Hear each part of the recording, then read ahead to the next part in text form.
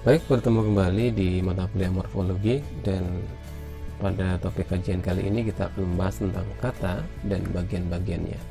Ada beberapa hal yang akan kita bahas. Nanti akan kita coba bahas tentang taking word parts. Apa yang akan kita bahas di taking word parts ini ya. Kita akan pilah-pilah kalau kata itu dibedah itu ada apa saja di dalamnya, gitu kan. Nah, tentunya kalau dikaitkan dengan materi yang sebelumnya maka pasti ada morfem kan. Karena morfem itu adalah the smallest unit of language that has meaning. Nah, kemudian kita juga akan bahas di sini tentang jenis-jenis morfem. Kemudian kita akan bahas juga pengertian root, affix, dan juga combining form. Kemudian kita akan bahas juga tentang morfem dan allomorphnya. Dan terakhir kita akan bahas bagaimana cara mengidentifikasi morfem.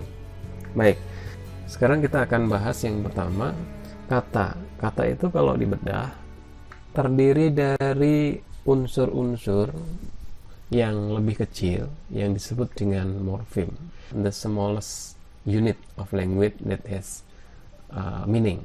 Itu menurut Lieber ya, unit terkecil dari bahasa yang memiliki makna. Nah, morfem ini nanti menjadi parameter sebuah kata itu disebut sebagai simplex atau kompleks. Jadi jumlah dari morfem yang dikandung di dalam satu kata itu akan menentukan dia disebut sebagai simplex atau kompleks. Contohnya begini. Kalau kita di dalam bahasa Inggris menemukan kata lecture ini hanya terdiri dari satu morfem, maka dia disebut dengan simplex word atau disebut dengan monomorfemic. Sebaliknya, kalau kita menemukan kata jamak ya di dalam bahasa Inggris students, dia terdiri dari dua morfem student dan ada proses afiksasi di sana s ya, suffix akhiran s. Nah, karena dia mengandung dua morfem, maka dia disebut dengan complex words atau istilahnya adalah polymorphemic. Ini cukup mudah sebenarnya ya.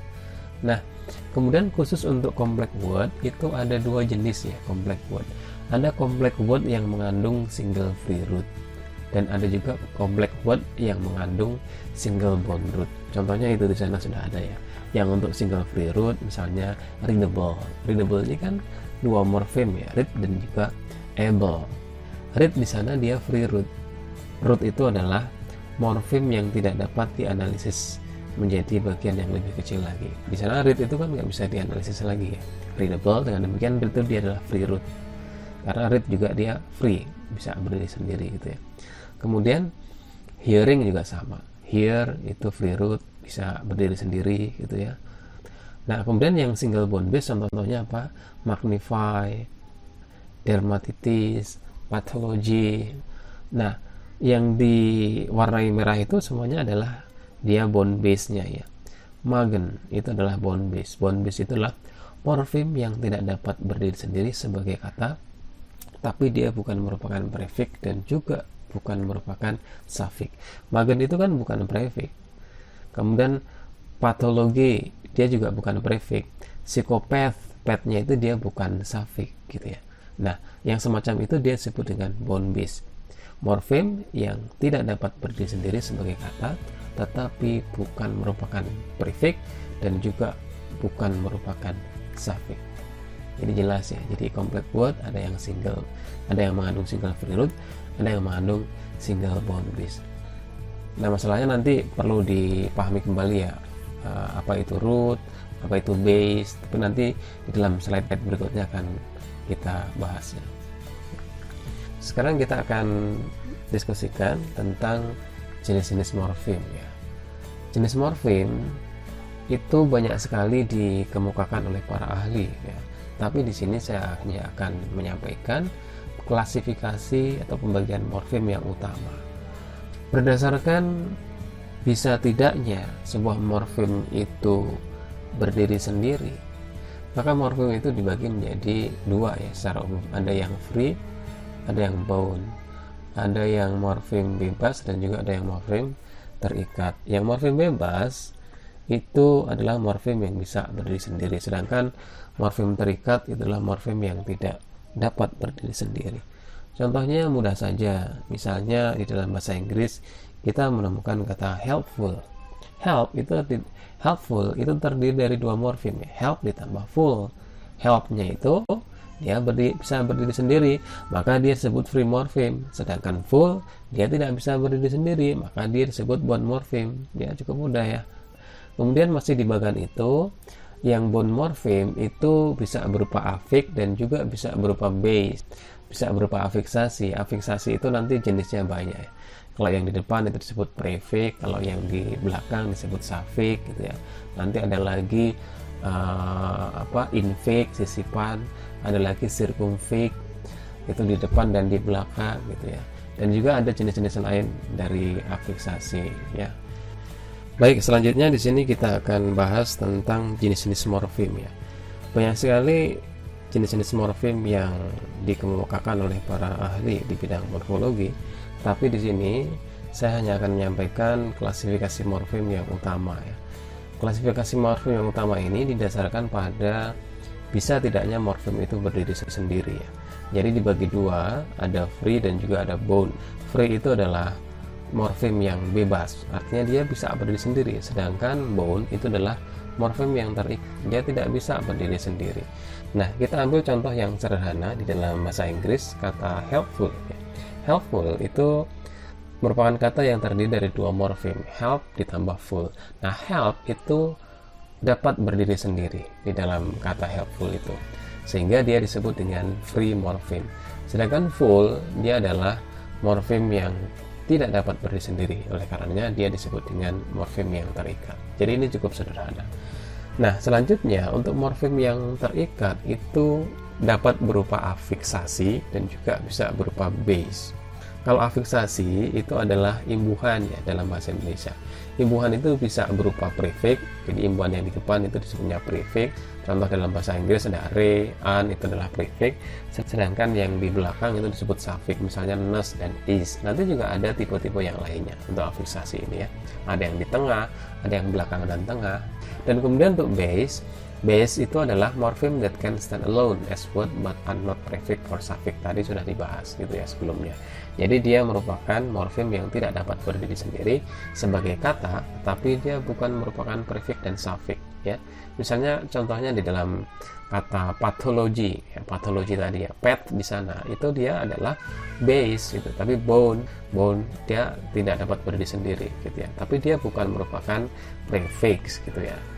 Dan juga misalnya psikopat tadi ya, pet di akhir itu dia bukan merupakan suffix, tapi dia adalah bone base gitu saja. Nah, kemudian untuk stem ada istilah stem juga ya. Ini sebagai tambahan saja, ada istilah stem. Stem itu pangkal dalam bahasa Indonesia ya. Istilah stem itu mengacu pada the core morpheme in the process of inflection. Jadi kalau istilah stem itu mengacu pada proses infleksi. Jadi nanti di dalam proses morfologi ada dua proses morfologis yang utama, ada infleksi dan juga ada derivasi. Itu juga sudah dibahas di pertemuan minggu yang lalu. Nah, untuk proses infleksi itu, di dalam proses infleksi itu nanti melibatkan yang namanya stem misalnya. Stem itu untuk core morpheme-nya. Mari kita ambil contoh yang sederhana di dalam bahasa Inggris, kata wait, menunggu, ditambah dengan afiksasi s di sana. Maka wait itu dia adalah stemnya. Kenapa? Ya dia the core morpheme in the process of inflection. Wait ini adalah infleksi. Ingat ya, inflection itu dia tidak menghasilkan leksim baru ya, waktu minggu yang lalu. Jadi proses infleksi adalah proses morfologis yang tidak menghasilkan leksim baru. Dia hanya menunjukkan proses gramatikal. Waits misalnya, ini kan dalam konteks simple present kan ya. Ya S-nya di sana itu tidak berdampak pada leksim yang baru. Waits itu ya leksimnya dari salah satu bentuk leksim dari wait saja. Nah, kemudian ada juga istilah root ya. Root itu apa? Root itu the morpheme that cannot be analyzed into the smaller part. Jadi morpheme yang tidak dapat dianalisis lagi menjadi bagian yang lebih kecil lagi. Jadi sekali lagi root itu adalah morpheme yang tidak dapat dianalisis menjadi bagian yang lebih kecil lagi. Mudah saja contohnya car gitu ya dalam bahasa Inggris ya. Car dalam bahasa Inggris tidak dapat dianalisis lagi. Oh, maka dia root gitu ya. Ini cukup jelas. Baik, untuk selanjutnya kita akan bahas tentang karakteristik morfem. Kapan sebuah bagian dari kata itu disebut morfem? Itu menurut ahli ada dua syarat karakteristik dari morfem yang harus dipenuhi. Yang pertama, dia dapat diidentifikasi. tentunya diidentifikasi secara morfologis ya. Kemudian yang kedua, itu dapat berkontribusi di dalam makna, jadi memiliki kontribusi terhadap makna. Contohnya di dalam bahasa Inggris, unwipe ini kira-kira morfem atau bukan ya, coba kita identifikasi, bisa nggak? Oh, unwipe ini terdiri dari morfem un ditambah dengan morfem wipe ya. Ada maknanya nggak? Un itu maknanya not. Oh ya ada. Kalau demikian, unwipe ini termasuk morfem. Selanjutnya ada istilah unik di dalam bahasa Inggris ya. Ada morfem yang disebut dengan cranberry morfem. Apa itu? Morfem ini kaitannya dengan kata-kata di dalam bahasa Inggris yang berakhiran berry ya. Blueberry, cranberry, blackberry, blackberry, strawberry, itu adalah contoh-contoh dari cranberry morfem, grup dari cranberry morfem. Jadi morfem yang berakhiran berry. Ini keunikan saja ya di dalam bahasa Inggris yang tidak ditemukan di bahasa lain. Tapi bahasa lain mungkin ya memiliki ciri khas tertentu sendiri. Nah, untuk selanjutnya perlu saya sampaikan juga tentang perbedaan akar dengan afik ya. Tadi akar sudah dibahas di sebelumnya. Root ya, itu adalah morfem yang tidak dapat dibagi-bagi kembali menjadi bagian yang lebih kecil atau tidak bisa dianalisis menjadi bagian yang lebih kecil ya. Affix itu adalah imbuhan. Nah, imbuhan itu bisa berupa imbuhan yang di awal disebutnya dengan prefix, misalnya enlarge, n itu adalah prefix. Kemudian suffix itu adalah imbuhan di belakang, readable contohnya. Nah, able itu dia suffix karena di belakang. Infix itu sisipan, contohnya cups full. Nah, s di sana dia adalah sisipan ya. Kemudian circumfix itu imbuhan di depan dan di akhir. Dalam bahasa Inggris ada n-liven ya, n, nah itu circumfix. Imbuhan n dan akhiran n itu circumfix, embolden dan sebagainya. Nah, di sini apa perbedaan affix dengan root dalam kaitannya dia bone atau free morpheme ya. Nah, kalau affix itu semuanya bone morpheme ya. Jadi semua afiksasi dia adalah bone morpheme ya, morfem yang terikat. Afiksasi imbuhan tidak bisa berdiri sendiri, dia harus ditempelkan di morfem lain, maaf ya. Kemudian root. Nah, untuk root itu ada yang free ya morfem, tapi juga ada yang tidak free morfem atau bone morfem gitu. Jadi untuk root ini ada yang free morfem, ada juga yang tidak. Kenapa? Nah, yang free morfem jelas ya. Kalau yang free morfem misalnya readable ya, readable itu rootnya adalah read ya, read itu free morfem kan ya. Hearing itu juga hear-nya itu adalah root dan dia adalah free morfem gitu ya. Sedangkan able sama ing-nya itu dia adalah afiksasi. Nah, sekarang bandingkan dengan yang sebelahnya ya, magnify dengan clarity. Magen dan clar ya, itu dia adalah root ya, tetapi dia adalah bone root atau bone base. Dia tidak bisa berdiri sendiri gitu loh.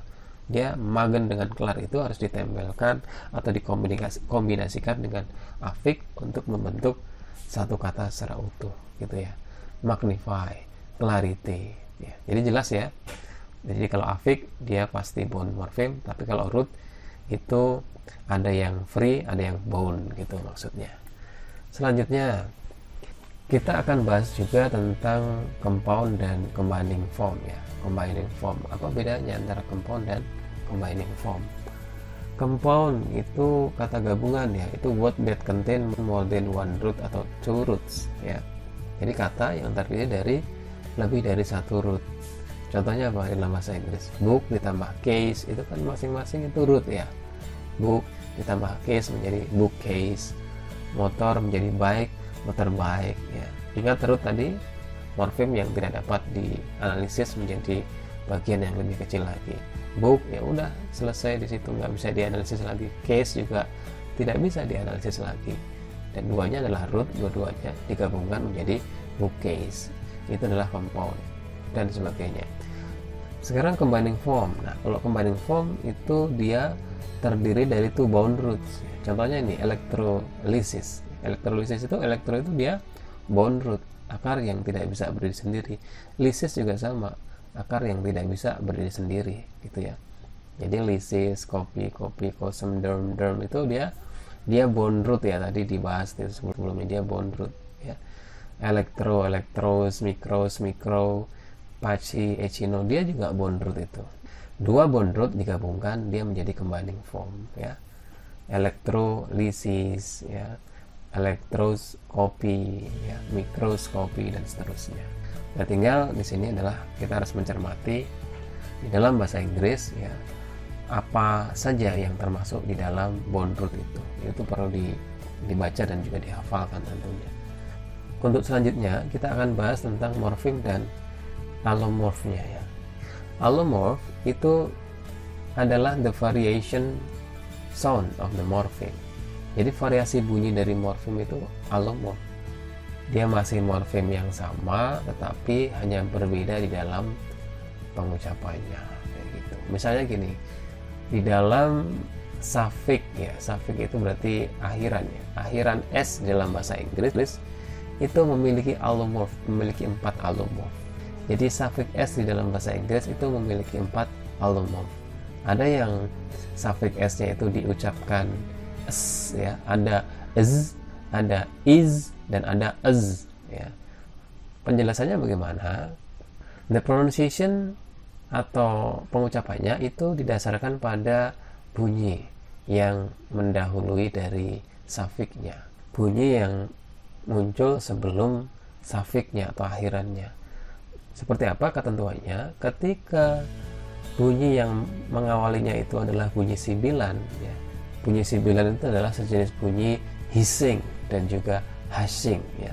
Gitu ya. Maka suffix s-nya itu diucapkan dengan bunyi is, allomorph is. Contohnya apa?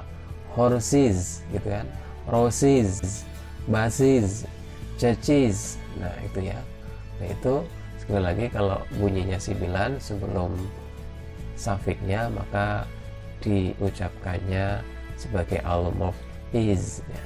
Kemudian kalau bunyinya yang muncul sebelum suffix itu adalah voiceless.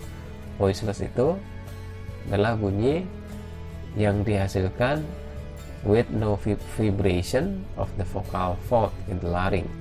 Ini materi fonologi ya. Nah, itu maka suffix s itu diucapkan sebagai allomorph s ya, bunyi s diucapkan sebagai s gitu ya. Diucapkan sebagai bunyi s. Nah, contohnya apa? Contohnya ya. Contohnya cats, rocks, cups, cliffs. Nah, itu ya. Itu karena apa? Sebelumnya bunyinya voiceless gitu. Nah, kemudian yang ketiga, ketentuan yang ketiga, jika sebelumnya itu bunyi vowel ya atau voice konsonan, vokal atau konsonan bersuara. Kalau konsonan bersuara dalam kata dog ya, huruf G itu dia dibunyikan konsonan bersuara. Kemudian day, Y itu dia bunyi vokal ya. Ketika didahului dengan bunyi tersebut ya, maka allomorphnya adalah allomorph z ya. Misalnya dogs, days. Jadi di sini sekali lagi jelas ya tentang allomorph. Allomorph itu adalah the variation sound of the morpheme. Nah, nanti di dalam bahasa Inggris apakah ditemukan allomorph yang lain? Ada. Itu bunyi ed ya, akhiran ed itu juga diucapkan berbeda-beda. Itu ada ya, ada ketentuannya juga ya. Cuma di sini saya menjelaskan contoh dari suffix s saja ya. Baik, untuk terakhir bagaimana sih cara menganalisis morfem itu? Analisis secara morfologis itu yang sederhana itu menggunakan tanda kurung kurawal. Ini adalah tanda kurung kurawal ya kalau di dalam istilah matematika. Misalnya ada kata bookcase. Ya, bookcase, anak panah, itu artinya bookcase consists of ya, terdiri dari ya kurung kurawal itu untuk memisahkan morfem yang satu dengan morfem yang lainnya. Ya, jadi saya ulang, bookcase anak panah consists of kurung kurawal buka, book kurung kurawal tutup ya, ditambah kurung kurawal buka case, ditambah kurung kurawal buka case, dan diikuti kurung kurawal tutup ya. Book ditambah case. Jadi book ditambah case. Jelas di sana book itu morfem, case juga morfem ya. Jadi jelas ketika menganalisis kata berdasarkan morfemnya akan tampak pemisahnya itu antara morfem yang satu dengan yang lainnya itu dengan tanda kurung kurawal. Baik, itu saja yang bisa kita diskusikan hari ini. Kita bertemu di kesempatan yang akan datang.